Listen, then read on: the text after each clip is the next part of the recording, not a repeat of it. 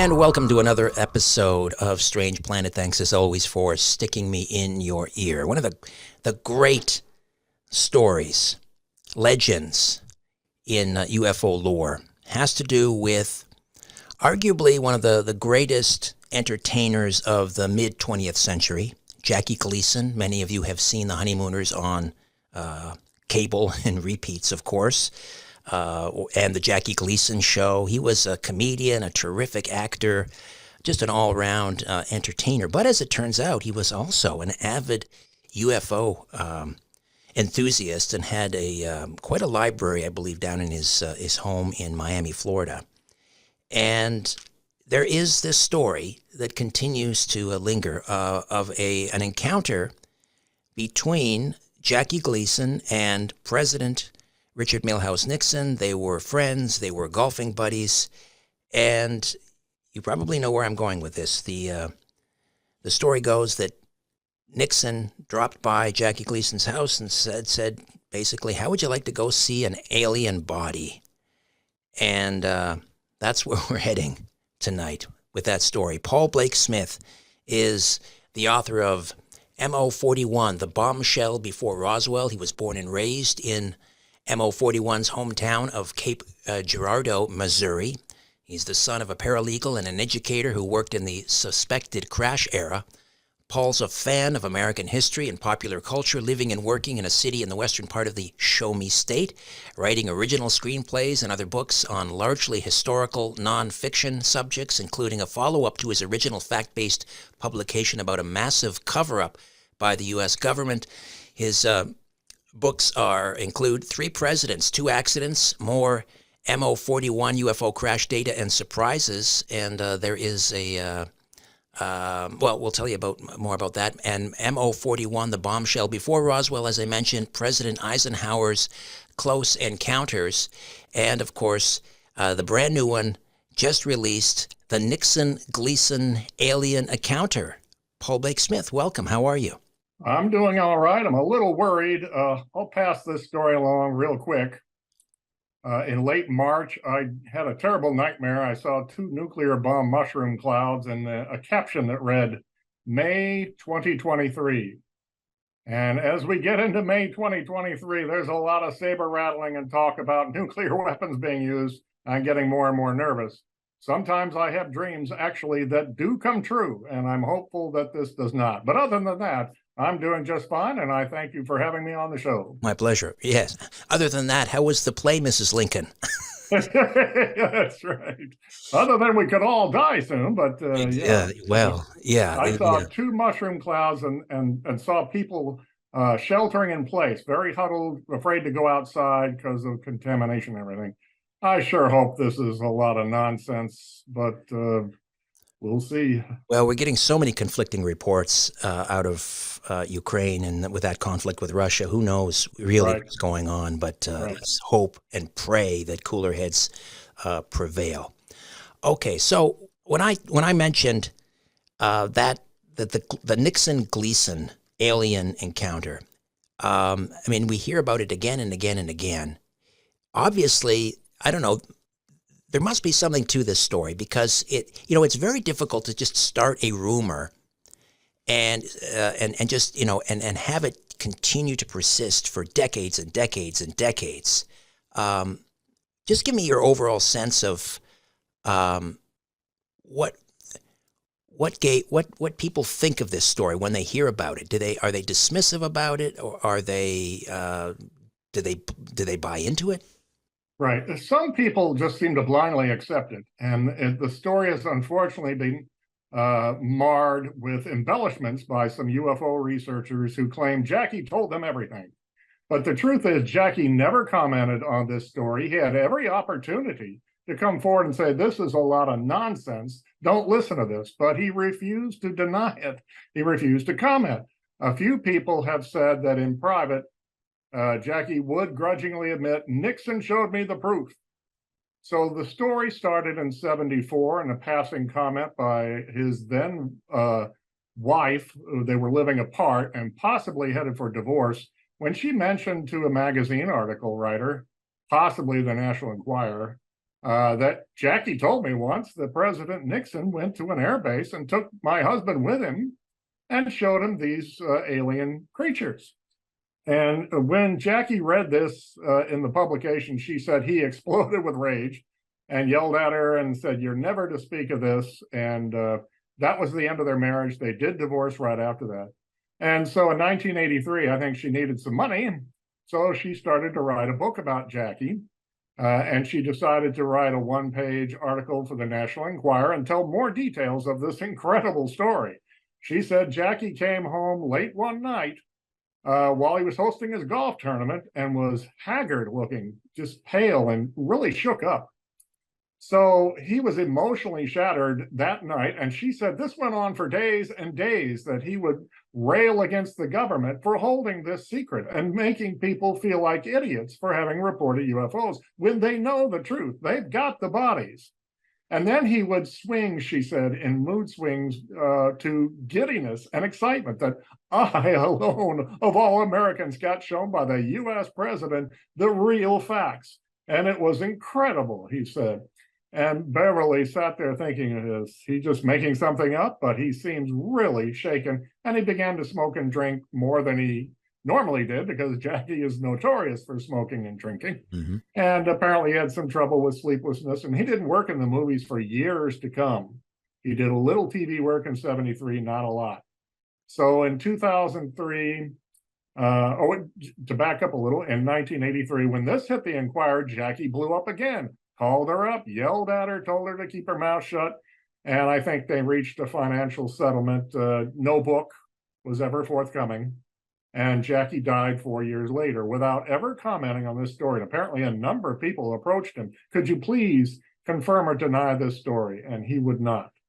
So in 2003, Beverly Gleason gave another interview and stuck to her story, refused to deny it or retract it in any way, and said that Jackie was very shaken up and that Nixon personally showed him at Homestead Air Force Base south of Miami, near where Jackie lived, the real hard proof, 4 dead small alien bodies laid out on examining tables that Jackie got a good close look at, probably was not allowed to touch. He did not report any injuries to them, but he said they looked like they'd been embalmed, which is an interesting description. I guess they looked like they just died or something and were well preserved. He said they had big pointy ears and they were only like 2.5 feet tall. And they had big creepy looking eyes. And if you've ever heard the old Hopkinsville, Kentucky UFO story of 1955, that's an exact description of that race of creatures that supposedly harassed a farm family out in the countryside. Yeah, they sounded like goblins. Yeah, that's right. And this sounds like exactly what Jackie said he saw. So Beverly, I could not track her down. I contacted another UFO researcher and asked, could you track her down? He said, I can't find her either. She's close to 90. She's never given any interviews. She won't write a book. Apparently, she's clammed up because I think she's told, honestly, everything she knows about this story. So we have to examine this carefully. And when did it happen? How could it have taken place? Could Nixon really have shown Jackie, his golfing buddy, these creatures? And why? What was his motive, his incentive? And I think I figured it out while doing my research. Okay, so Homestead Air Force Base, south of Miami. I mean, normally we associate these, having aliens on ice, if you will, for Wright-Patterson Air Force Base or maybe Area 51. I've never heard Homestead Air Force Base ever come up in conversations with UFO researchers about, they may have bodies there and so forth, or a crash retrieval, they've taken debris there, they're back engineering. What are your thoughts on that? I quite agree. Yeah, I agree with you. However, Nixon made 55 trips during his presidency to Key Biscayne, his winter beachfront home, just off Miami. And it was a short helicopter ride. He took Air Force One to Homestead Air Force Base all the time, got on a chopper at their chopper pad and flew to a chopper pad outside his Key Biscayne home. So he was there a lot, back and forth, in and out of Homestead. But I agree with you that we don't have any other kinds of tales of Homestead secret lab or something like that. It makes you think that maybe Nixon imported these bodies for his good friend, Jackie. They golfed together. They were fellow conservatives. Jackie had never gotten into politics before publicly, but in '68 he endorsed Nixon and they went golfing together. And he was part of a big pre-election TV special to endorse his friend. So they were close. And just a week or two before the moon landing in '69, Nixon and Jackie went golfing in the Key Biscayne area. So it's you've seen a lot of photographs of the two of them together golfing. They really were Republican type golfing buddies in country clubs in the Miami area in the 1960s and 70s. I think Gleason hosted what didn't he host the Desert Classic, the Jackie Gleason Desert Classic? The Jackie Gleason Open, Inverary Open, was Jackie Gleason's golf course home. It was right outside his window in the Miami suburb of Lauderhill, the Inverary golf course. Just about all of that is now closed, by the way. Jackie had a custom-built house built there, and he left New York City in '64 and moved to Miami, and he never went back to New York, leaving behind this custom-built UFO house, as they call it, this round spaceship-looking home he had built in Peekskill, New York, right outside of New York City.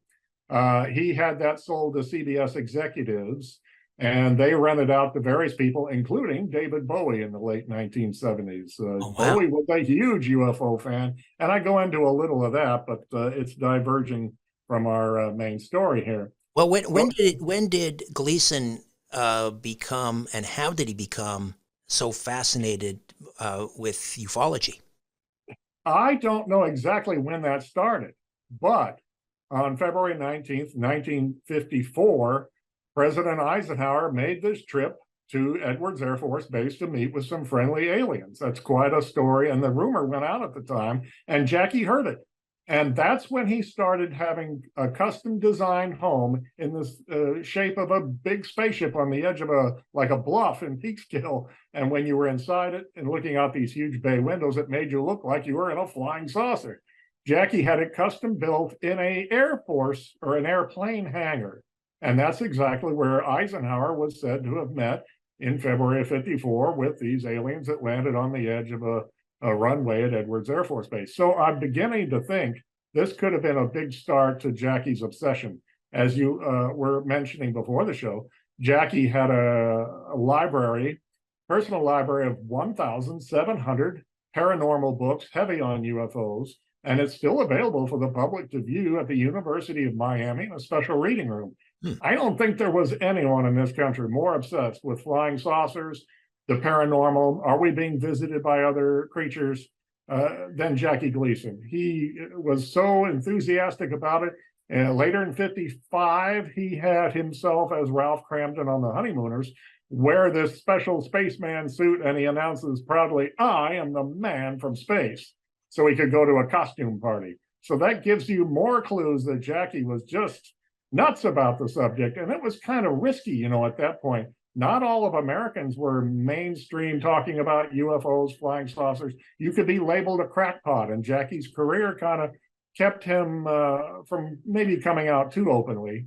He would call a radio station, Long John Nebel show, around midnight to like 2 a.m. in New York City and talk about UFOs on the air, but it wasn't widely known he was obsessed with this subject.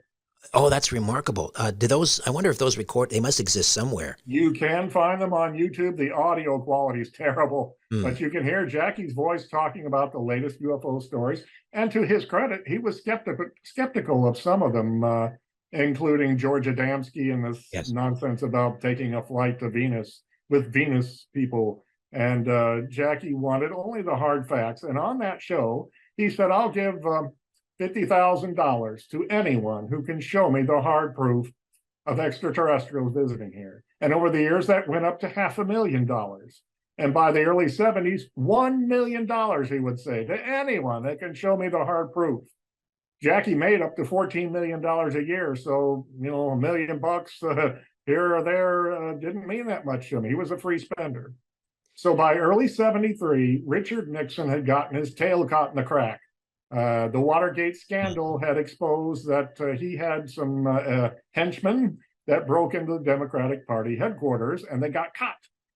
Nixon may or may not have known about that plot, but he wanted those plumbers, as they were called, the advisors who undertook this act, quiet, and he wanted their legal fees paid. And he is caught on White House tapes. He did bug himself in the Oval Office, and he's just furious in January of '73. Where are we going to find the hush money for these burglars? And in a few weeks afterwards, in March of '73, he's all calm and he says, "Oh, I know where we can get that money. It's not a problem." So Jackie had $1 million. Nixon needed at least $1 million or more. So you can see the marriage here. Nixon had a lawyer named Herb Kalmbach that Jackie had once employed to do a sale of the Honeymooners episodes. So they even had a mutual lawyer friend who later went to jail for taking big bags full of money and giving it out as hush fund to various sources obstructing justice. He literally was the bag man for Richard Nixon. In that case, yeah. So we don't have it on paper that Jackie gave the money to Kalmbach, who gave it to Nixon, or ordered it distributed. But we can put 2 and 2 together and logically come up with 4. Nixon needed the money. He knew Gleason was obsessed with this subject and was willing to part with $1 million. So I think they arranged this trip to Homestead. And Nixon said, what, name your price? And Gleason said, I want to see alien bodies. That's probably it in a nutshell. Nixon probably asked, is this offer of $1 million still good? And Jackie said, are you serious? I'm sure it was something like that. And they negotiated this.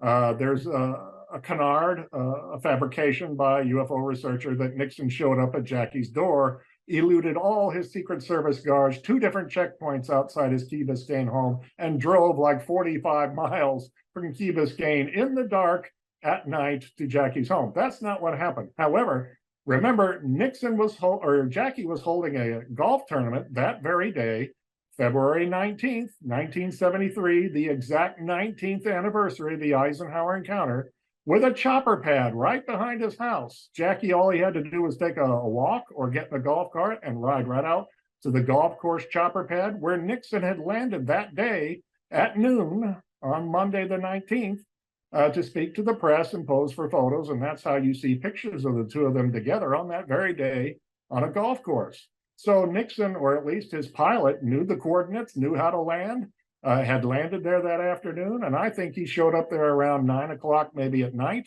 They took Jackie to Homestead on a short flight, maybe took 25 minutes. And that's all there was to it. To watch the full episode, please subscribe to our channel on Rumble. The link is in the description.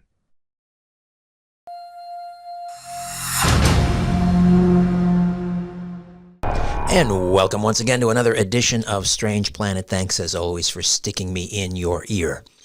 How would you like to have your very own sigil? Your unique symbol, or a symbol which is considered to have magical power. That's what a sigil is. It's inscribed, it can be painted. Again, considered to have magical power. And you could have your own sigil that could bring you good luck, good fortune.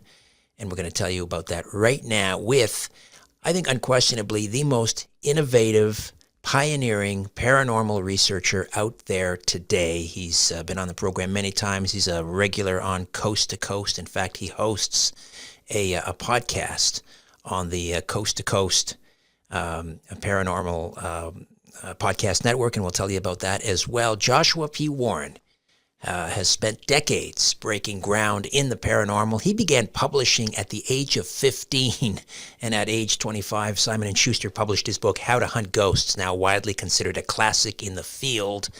Other great titles include Don't Play with Robert, Use the Force, A Jedi's Guide to the Law of Attraction, The Gringo Maniac Murder Spree, Finding Your Magic, and Ghosts, UFOs, and Legends of Death Valley. Joshua P. Warren, welcome back. How are you? Thank you. I am very well and always happy to be with you, Richard. It's great to have you here. Great to have you aboard, as always. You just created this, or just launched this Sigil Lab. So I gave a very inadequate explanation as to what a sigil is. Maybe you could help us understand in a little more depth what a sigil actually is and does. Absolutely. Yes, this is the culmination of about 6 years of work. The new Sigil lab that I created here on my property in Las Vegas is devoted to creating custom personalized sigils using the proprietary Paracymatics sigils system. And to give everyone a better idea of what we're talking about in general here, back in the late 1700s, early 1800s, there was a German scientist and musician named Ernst Chladni, and he began experimenting by taking sand and sprinkling it on thin sheets of metal, and then he would run a violin bow down the side and see the sand snap into all of these amazing snowflake-like patterns. And he could change these patterns by changing the different tones he was playing. Well, over time, this field of study became known as cymatics, which is an ancient Greek word meaning wave. And cymatics began to become the study of the relationship between the invisible, that is to say, vibrations, sound, resonance, and the physical world. And, cymatics doesn't just work on a two-dimensional level with sand. You can put vibrations like that into, say, especially something like a semi-liquid substance, cornstarch and water, and you see all of these amazing forms that look like mountain ranges start lifting up and morphing around. And when I was in Puerto Rico, I started experimenting with taking sand from the Bermuda Triangle and then water from the Bermuda Triangle and creating some of these patterns at my laboratory in Puerto Rico. And one day I thought, what if instead of just looking at the shapes created by these tones, these sounds, what if I also interjected a message of some kind into the tone that would change that tone and therefore change the design that Mother Nature produced? What would Mother Nature give us? And then once I started seeing these designs, for example, I would sit there and as I was creating a tone, I would say through a microphone, I am attracting more money, or I'm attracting better health, or I'm attracting a better relationship, or whatever it is, or I'm attracting a ghost, or I'm attracting a UFO. I mean, like the sky's the limit. As I was doing this, my wife, Lauren, and I were taking infrared lights and ultraviolet lights and lasers and shining them. And we would pick out the designs that were being created, and then we would transfer them to a computer program, extract those designs. My wife is a great artist, and so she would then sit down and literally do a drawing of the most prominent parts of that. And now we have this nice little symbol. For example, here's one that is my personal sigil. This is what showed up when we put my name, Joshua P. Warren, in. And so that's actually beautiful. It is, isn't it? And so I made a bunch of these, and I thought, I wonder if these are actually going to do anything for anybody. So I put them on my website, joshuapwarren.com, for free. And after that, I went on Coast to Coast AM with George Norrie, and I talked about this. And I said, look, go to the website, grab whatever sigil appeals to you. And a sigil at this point that's actually a word in Latin that means sigil. It means it's a seal. It is a magical symbol of some kind. I think of it as an antenna for that energy. It's almost like that energy produced this design, and so therefore that design should attract that energy. It's almost like a form of broadcasting in terms of explanation. So people started going to my website, and I didn't know if I was going to get crickets. And let me tell you, Richard, within days, the stories started pouring in. After a month, I had people telling me that, for example, the money sigil, which is one of the most popular ones, of course, this is one of the original money sigil that we created. I carry that in my wallet. People were tattooing this on themselves. After a month, I was getting pictures of people with this tattooed because it had worked so well. And so this started to explode, and I started to create more and more sigils, always giving them away freely. And all you have to do is look at it throughout the day. The more you look at it, the better, whether it's on your phone or your computer or your tab, or you print it out and you put it on your refrigerator or on your bathroom mirror or your steering wheel. As long as you look at it, the more you look at it, that's the idea that it's having some kind of a subconscious impact. And what happened that really kind of changed things, especially, was that I went, going back to George Norrie. George Norrie invited me to go on his Gaia TV show called Beyond Belief. And he asked me to go on there and talk about sigils. And I thought it would be cool to make a George Norrie sigil where I took his name and likeness and I turned it into, and I surprised him with this. So here we are on the set and I go, look, George, I made you a personal sigil. And he says, what do I do with this? And I said, well, this is kind of like your own spiritual or psychic logo. So keep this on you. And it's almost like Superman wearing his suit. You know, Superman's always Superman, but when he puts his suit on, he's got that big S. That's a sigil basically on his chest. Mm-hmm. And so I said, the idea is this is going to reinforce your biofield and allow you to hopefully attract better fortune to you, and good, all kinds of good energies to yourself.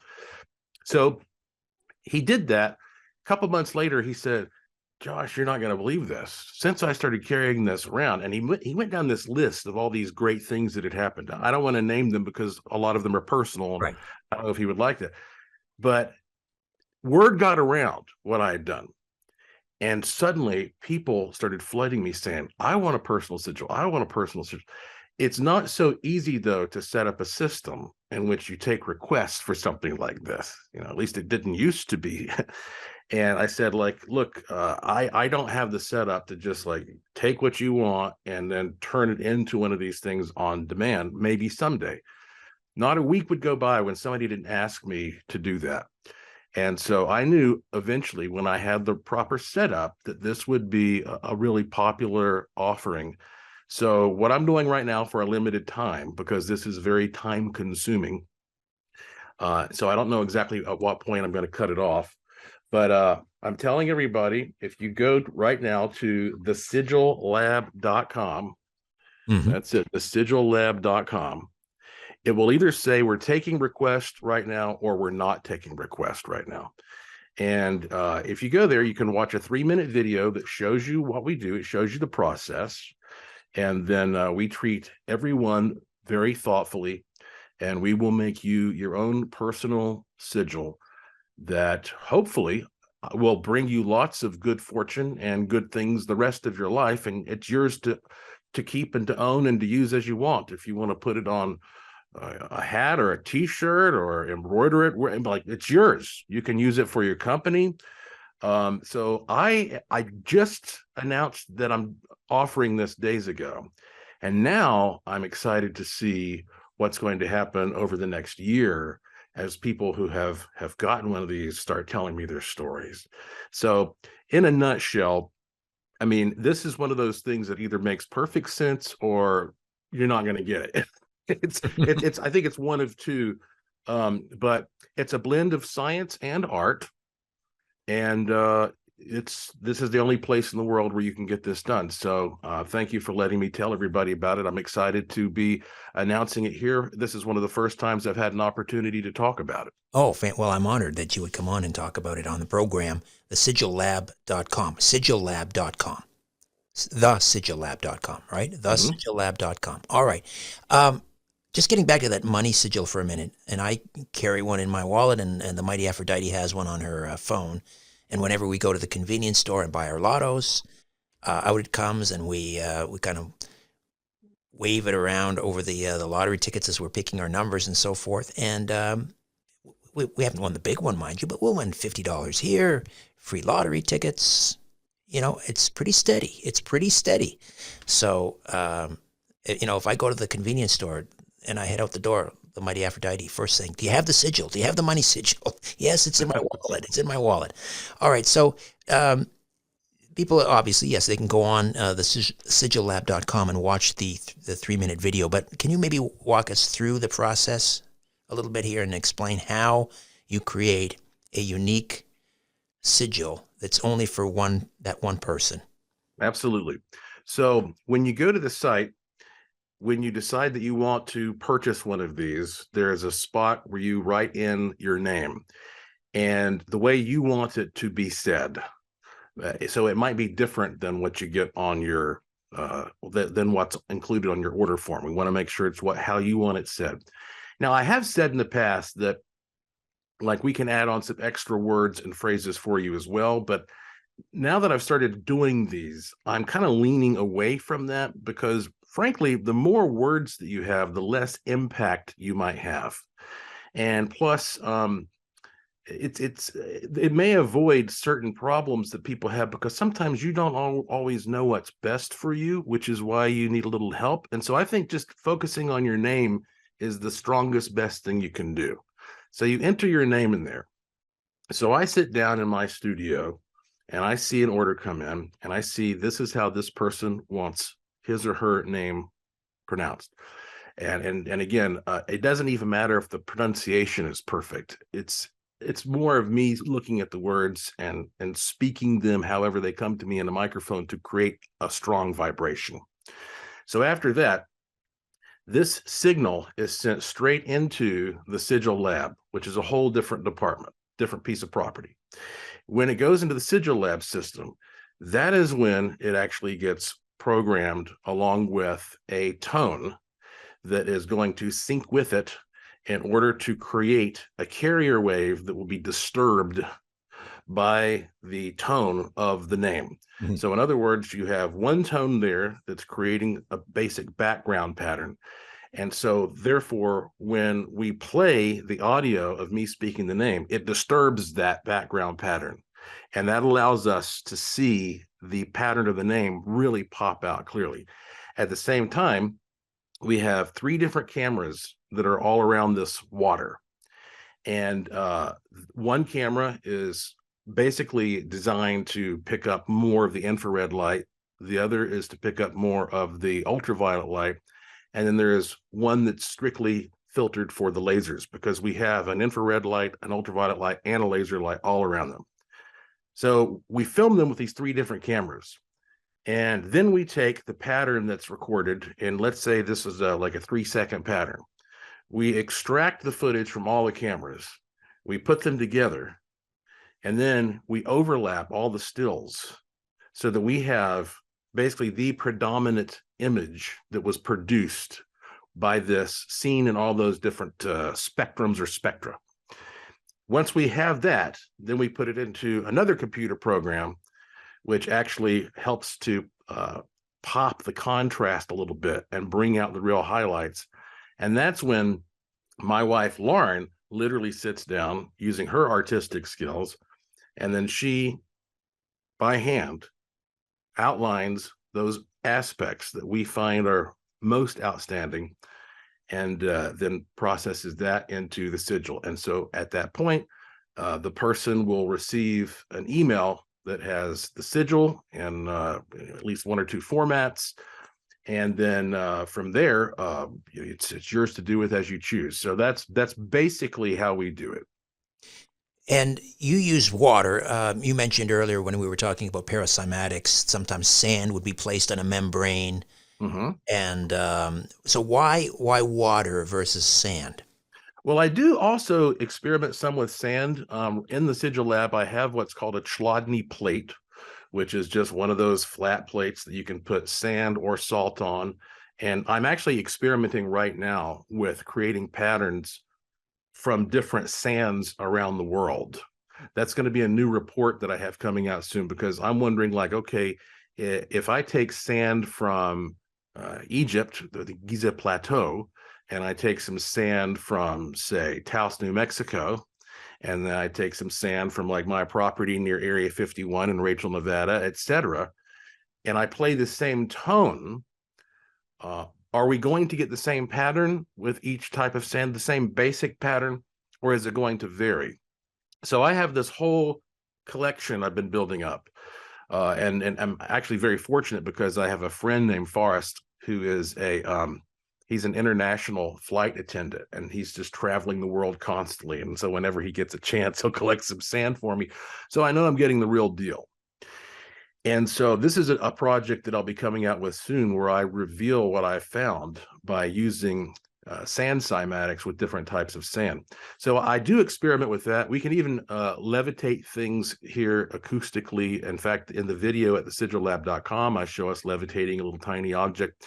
But when it comes to the paracymatic sigils, I ultimately chose water because, for one thing, the human body is mainly composed of water. Mhm. You know, we're water and empty space. They say if you squeezed all the water and empty space out, a human being would be about the size of a pea. So we're mainly water beings. So that would make sense because we're ultimately trying to resonate with a biological process here, whatever a human being is. Mhm. And then also because that it does have form. And when you're shining light, these different types of lights from different angles, it brings out many more dimensions of the shape than you would get from simply looking at the two-dimensional plane that you get from a Chladni plate. And so it creates a much more interesting pattern that I think is more reflective of the complexity of the human body and the human spirit. Interesting. And what about the tone?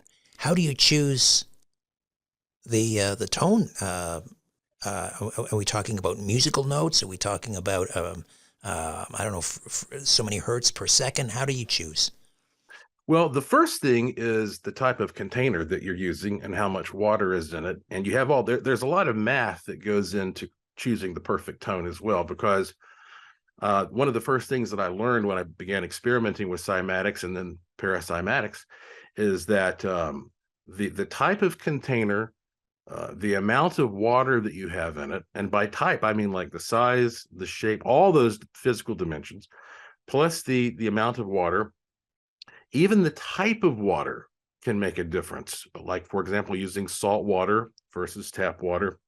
You know, I would get sometimes slightly different results when I was using ocean water down in Puerto Rico, as opposed to something that would come out of a, distilled bottle. And so once we got the lab set up, we experimented with a lot of different types of containers and amounts of water and everything. And we've settled upon one that we felt disturbed the water the most. Mm. And I don't want to tell you what frequency that is. It's a little bit of a part of our proprietary process at that point. And for 99% of the recordings that come in, because I'm reading all of them with my voice, you have a level of consistency there. And it's that perfect disconnect really between the background frequency and the new frequency that allows the new frequency to pop and allows it to create a disturbance that gives us that symbol. Now, there have been some very rare occasions when we've had certain words where it wasn't showing up clearly enough. And so we might have to adjust that carrier tone just a little bit. But it really, I think it has, and that's why, we even have software that we can use to help, in that case, match us up with the best mathematical relationship between certain tones. That's where, like, how I say it's a blend of science and art. This is kind of the science part, getting the physics and the engineering down to even create a pattern like this. But then once you have a pattern, I mean, when you take a picture of what's on the water there, I mean, that's a pretty objective thing that you're getting. I mean, granted, anytime you start taking pictures, then it sort of morphs into the subjective a little bit, because it depends on the choices that you make as a photographer or a videographer, the type of camera you use, the angle you use, the settings you use. But it's pretty objective at that point. But then, of course, then the subjective aspect comes into the process of extracting the sigil out of it. That's where we start morphing from there into the art form aspect of this. And the funny thing is, I don't believe that you could make a sigil that is as effective, especially a personalized one, if you only relied on the scientific part, the so-called objective part, or the subjective part. I don't think that you could just take a picture alone of the pattern on the water and say, this is the most powerful symbol. And I don't think that you could just sit down with somebody and make a drawing of a sigil and it would be the most powerful sigil. I think it's by combining those two that we're sort of representing what a human is, because a human is this combination of a very materialistic system, full of chemicals and electrical signals and physical processes. But then we have this phantasmal thing called a mind or a consciousness or a spirit, which animates that.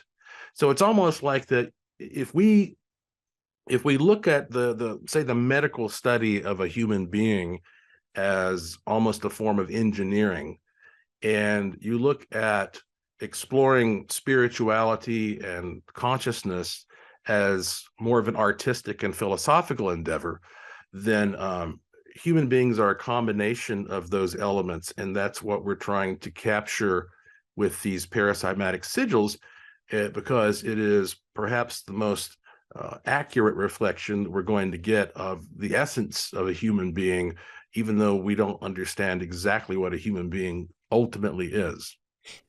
I think I like the fact that it's in this age of artificial intelligence, that the whole process is tethered to another human being. Well, you and your wife, because otherwise it's just very impersonal. And so it would almost seem as if a little bit of you and a little bit of your wife is also imbued, or that sigil is imbued with a little bit of you and your wife.